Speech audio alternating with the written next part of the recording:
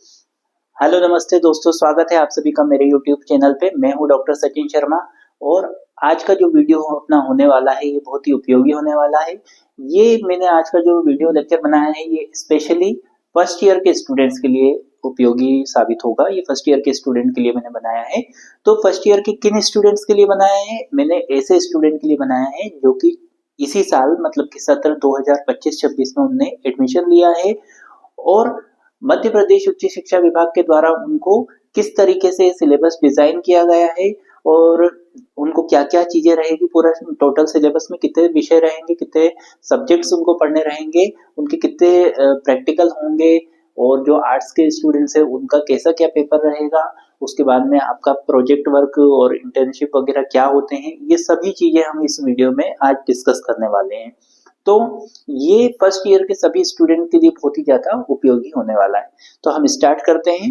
तो जैसा कि आपको दिख रहा है इसमें कि मध्य प्रदेश उच्च शिक्षा विभाग के द्वारा 25-26 में क्या क्या, ये जो मैं आपको समझाने वाला हूँ ये सभी स्ट्रीम्स के लिए, ऑल स्ट्रीम्स के लिए, चाहे वो बीए, बीएससी, बीकॉम किसी भी संकाय का हो, चाहे वो बीबीए, बीसीए किसी भी संकाय का स्टूडेंट हो, चाहे वो रेगुलर हो, चाहे वो प्राइवेट हो, ये सभी स्टूडेंट के लिए सिलेबस होने वाला है। तो आइए स्टार्ट करते हैं हम। तो देखिए, आपको यहाँ पे दिख रहा है आपका जो कितने पेपर रहेंगे वो मैं आपको एक एक एक्सप्लेन करता हूँ। सबसे पहले आता है आपका मेजर, जो कि आपने आपका मेन सब्जेक्ट जिसको बनाया है, चाहे वो आपने अगर साइंस का स्टूडेंट है तो चाहे उसने botany, zoology, chemistry, physics, maths जो भी सब्जेक्ट को मेजर में लिया है, या आर्ट का है बच्चा तो उसने चाहे सोशियोलॉजी लिया हो, पॉलिटिकल साइंस लिया हो, कुछ भी लिया हो, तो उस व्यक्ति को, उस बच्चे को ये टोटल 3 पेपर पढ़ने रहेंगे। मेजर सब्जेक्ट अगर आपने लिया है तो मेजर सब्जेक्ट में आपके टोटल 3 पेपर रहेंगे। उसके बाद में आती है बारी माइनर सब्जेक्ट की। तो माइनर में आपने जो भी विषय लिया है उसमें आपके टोटल रहेंगे कितने paper? First paper and second paper, मतलब कि 2 पेपर आपके इसमें रहेंगे। उसके बाद में आपने एमडीसी लिया होगा। एमडीसी का फुल फॉर्म क्या होता है? Multi disciplinary course. अब मल्टी डिसिप्लिनरी कोर्स का मतलब क्या होता है कि स्टूडेंट जो है वो फ्री है कि वो कोई सा भी संकाय का विषय ले सकता है, या उसका वो चाहे तो स्वयं की संकाय का, जैसे साइंस का तो वो साइंस का ही लेना चाहे तो ले सकता है, या वो आर्ट्स के भी विषय ले सकता है। तो एमडीसी में आपको एक पेपर पढ़ना रहेगा। उसके बाद में बारी आती है व्यवसायिक पाठ्यक्रम, मतलब कि वोकेशनल सब्जेक्ट जो रहेगा उसका भी एक पेपर आपको देना रहेगा। उसके बाद में आता है एईसी और वीएसी। अब एईसी और वीएसी क्या होता है इसके बारे में मैं आपको बता देता हूं कि एईसी का फुल फॉर्म होता है एबिलिटी एनहेंसमेंट कोर्स। इसको कहते हैं हिंदी में योग्यता संवर्धन कोर्स या पाठ्यक्रम, योग्यता संवर्धन पाठ्यक्रम। तो अब ये योग्यता संवर्धन पाठ्यक्रम का मतलब क्या हुआ? इसमें आपके हिंदी और इंग्लिश ये 2 सब्जेक्ट आपको इसमें पढ़ने रहेंगे। ठीक है। अब आता है वीएसी। वीएसी का फुल फॉर्म क्या होता है? Value added course. Value added course का मतलब क्या होता है? हिंदी में क्या कहते हैं? मूल्य संवर्धन पाठ्यक्रम। तो मूल्य संवर्धन पाठ्यक्रम में आपको एक विषय पढ़ना रहेगा जिसका नाम है अंडरस्टैंडिंग इंडिया। इसका मतलब होता है भारत बोध। तो कुछ चीजें जैसे कि आपने अपने पुराने जो साथी हैं, कोई मतलब कि जो पहले जिसने फर्स्ट ईयर पढ़ लिया है पिछले साल, उनसे आपने अगर कंफर्मेशन लिया होगा, आपने उनसे पूछा होगा कि कैसे क्या होता है, तो कुछ चीजें जो है पिछले साल की तुलना में इस साल जो है चेंज हुई है। तो आप पिछले साल के हिसाब से ना रहें, इस साल जो है पूरा सिलेबस जो है वो चेंज हुआ है। तो मैं आपको बता देता हूँ कि पिछले साल तक क्या होता था। पिछले साल तक मेजर जो था वो केवल 2 विषय जो है मेजर में होते थे, एक विषय माइनर में होता था और एक विषय ओपन इलेक्टिव के नाम से होता था। बाकी तो जो चीजें होती थी वो तो सेम थी। पर अब क्या चेंज हुआ है? अब जो बड़ा चेंज हुआ है वो ये हुआ है कि मेजर में जो है आपके 3 पेपर बन गए हैं, माइनर में आपके 2 पेपर बन गए, एमडीसी में आपका एक जो ओपन इलेक्टिव के नाम से कहते थे अब वो बन गया है एमडीसी। तो इसमें आप कोई भी संकाय का कोई भी विषय ले सकते हैं। उसके बाद में एक है व्यावसायिक पाठ्यक्रम, वोकेशनल सब्जेक्ट, एक है आपका एईसी एबिलिटी एनहेंसमेंट कोर्स जिसमें आपको 2 पेपर रहेंगे इंग्लिश और हिंदी के, और एक है आपका बीएससी मूल्य संवर्धन पाठ्यक्रम जिसमें आपको रहेगा एक पेपर जिसका नाम है अंडरस्टैंडिंग इंडिया या भारत बोर्ड के नाम से इसको जाना जाता है। अब आती है बारी कि आपने जैसे पिछले साल के स्टूडेंट्स से अगर कंफर्म किया होगा तो उन्होंने बोला होगा कि फाउंडेशन कोर्स के नाम से होता है और उसमें ओएमआर शीट में आपको करना रहता है, पर इस बार वो चीज बिल्कुल खत्म हो चुकी है। यानी कि आपका जो ये एईसी और वीएसी में जो ये हिंदी, इंग्लिश और अंडरस्टैंडिंग इंडिया है, ये आपके रिटर्न होगा, ये आपका ओएमआर शीट पे नहीं होगा, इसकी रिटर्न एग्जाम होगी। तो आपको जो है रिटर्न एग्जाम के हिसाब से पढ़ाई करनी है। प्लस आपको मैं और चीजें भी बता देता हूं कि यहाँ पे आपका जैसे ये अगर मेजर में आपका ये 3 पेपर तो एग्जाम होगी सही, प्लस इसके साथ आपके तीनों पेपर के सीसीई, मतलब कि ये एक प्रकार से यूनिट टेस्ट हम कह सकते हैं कि ये मतलब आपके टेस्ट टाइप के रहेंगे और अलग अलग माध्यम से जो है आपके प्रोफेसर्स करा सकते हैं। वो चाहे तो आपसे ओरली भी करा सकते हैं, वो चाहे तो आपसे टेस्ट भी ले सकते हैं, वो चाहे तो आपको असाइनमेंट के तौर पे भी करा सकते हैं, या वो चाहे तो किसी भी प्रकार की एक्टिविटी के तौर पे भी ये चीजें करवा सकते हैं। ये आपके पूरे प्रोफेसर्स के ऊपर डिपेंड करेगा। तो 3 सीसी इसके हो जाएंगे। फिर आपके माइनर के भी सीसी रहेंगे, आपके वीएसी या आपका ये एमडीसी है इसका भी सीसी रहेगा, आपके वोकेशनल का भी सीसी रहेगा। बाकी इन सबके ही सीसी आपको देने रहेंगे। जितने भी पेपर हैं इन सबके आपके यूनिट टेस्ट होंगे।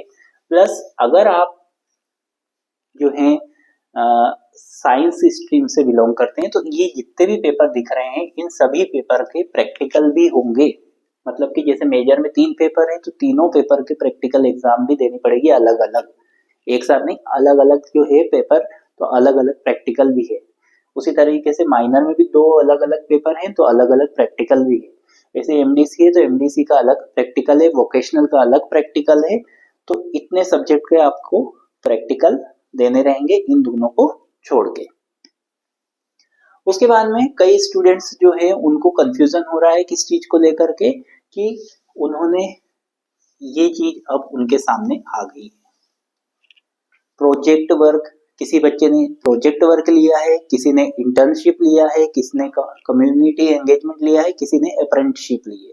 तो सबसे पहले तो ये आपको जानना होगा कि आखिरकार ये सब चीजें होती क्या है। अब देखिए बहुत सारे ऐसे कॉलेजेस हैं एमपी में जहाँ पे जो छोटे कॉलेजेस हैं वहाँ पे क्या हो रहा है कि वहाँ पे कहीं ना कहीं स्टाफ की कमी भी है और स्टूडेंट्स की संख्या बहुत ज्यादा है। तो वहाँ पे जो इस प्रोग्राम का जो तरीका है वो अलग हो सकता है। बाकी इसका जो एक्चुअल तरीका है वो मैं आपको बता देता हूँ कि आपका ये जो रहेगा ये रहेगा 100 मार्क्स का।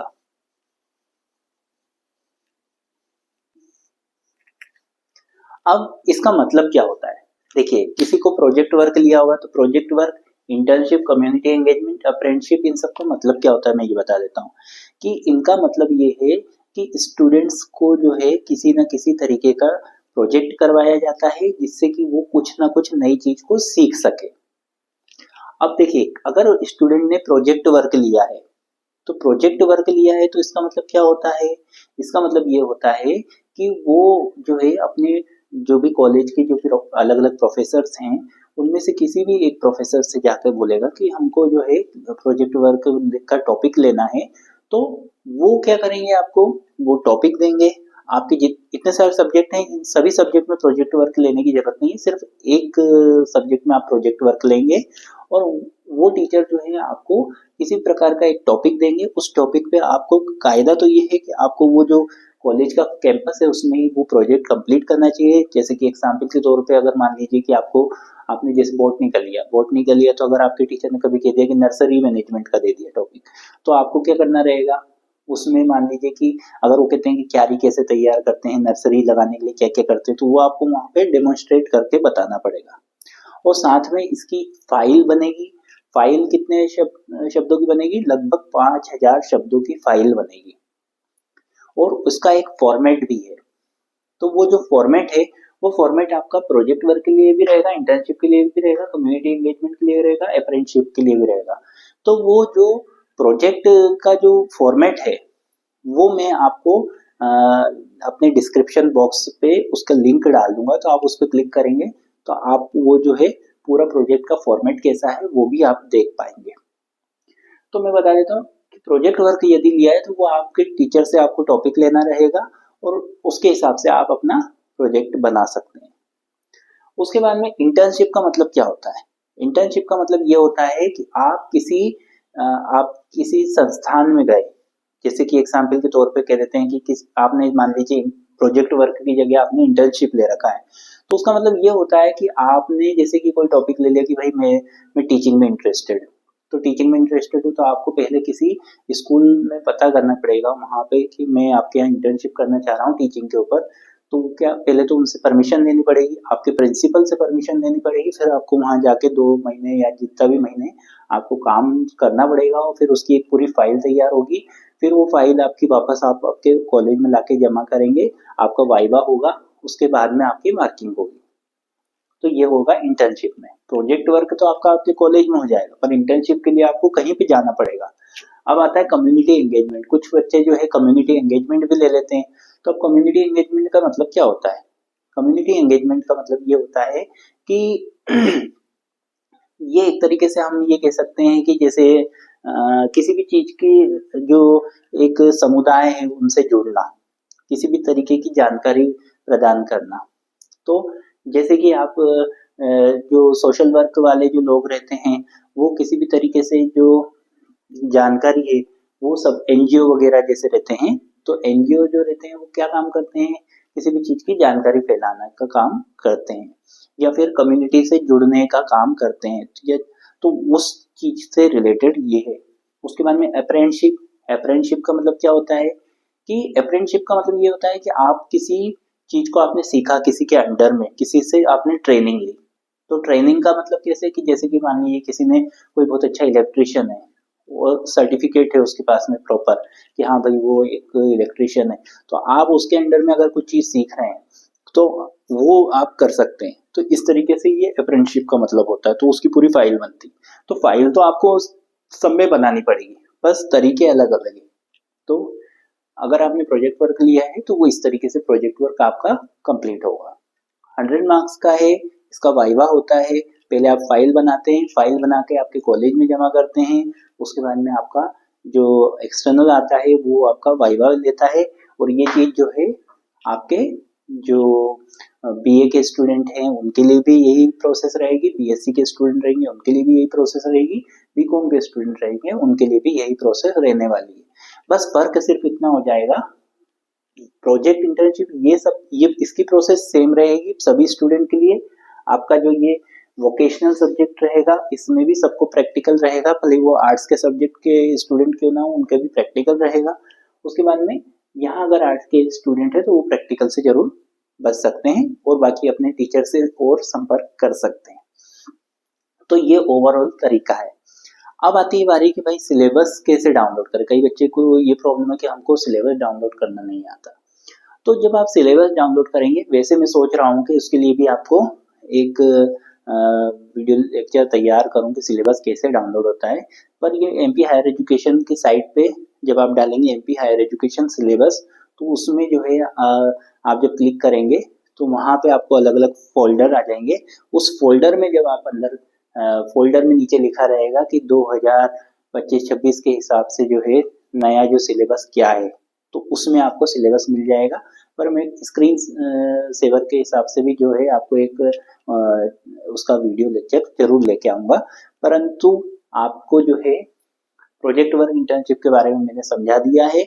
और ये जो प्रोजेक्ट वर्क इंटर्नशिप का है इसका याद रखें आप लोग कि आपको मैं इसका जो फॉर्मेट है, क्योंकि वो फॉर्मेट बहुत जरूरी है और वो फॉर्मेट आप जब फाइल बनाएंगे तो उसमें आगे लगेगा, तो वो आगे लगेगा वो फॉर्मेट। तो उसको आप कहाँ से डाउनलोड करेंगे?